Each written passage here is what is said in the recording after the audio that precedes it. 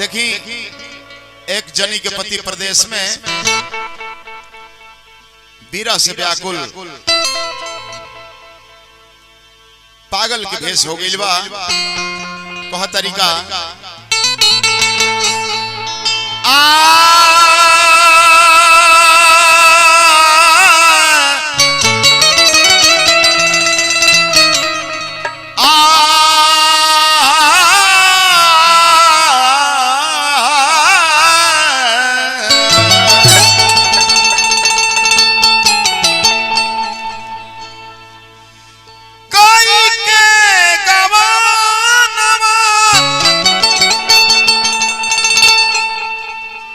छोड़ी के भवनवा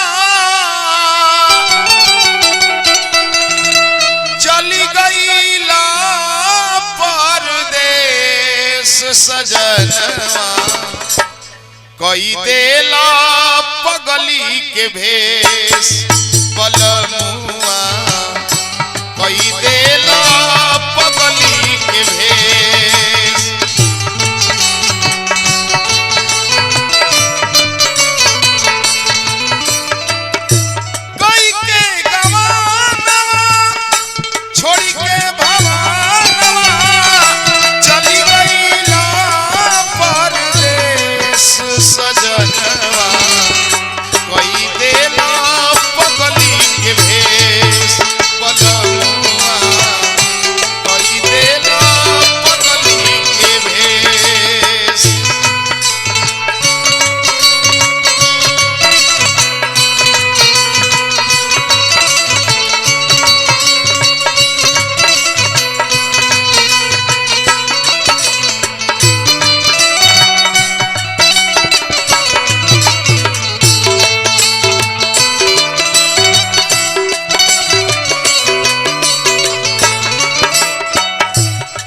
भाव में कहतरी सुनसान लागताटे घरवा अंगनवा ना जाने कब मोरा खन की कांगनवा।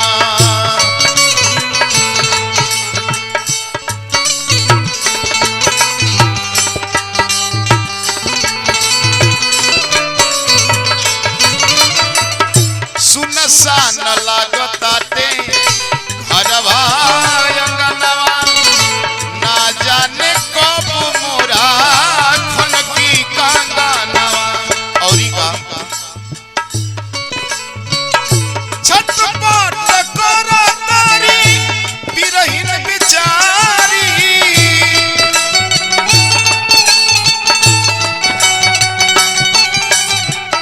छटपट करतारी बिरहिन बिचारी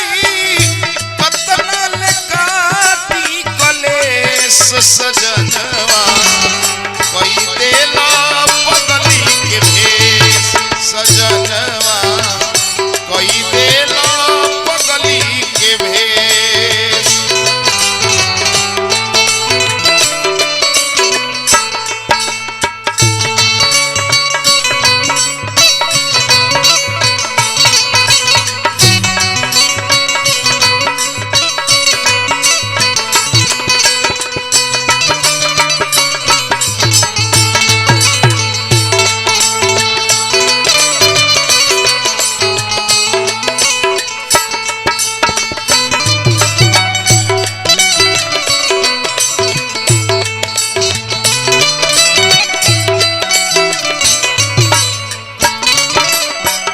लास्ट भाव में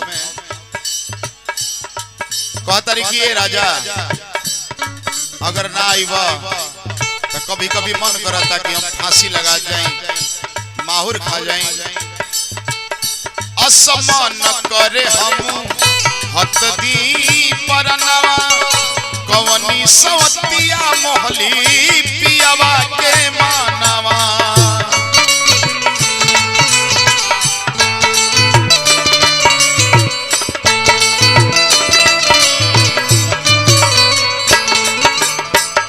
असमान करे हम हत दी परनवा कवनी सवतिया मोहली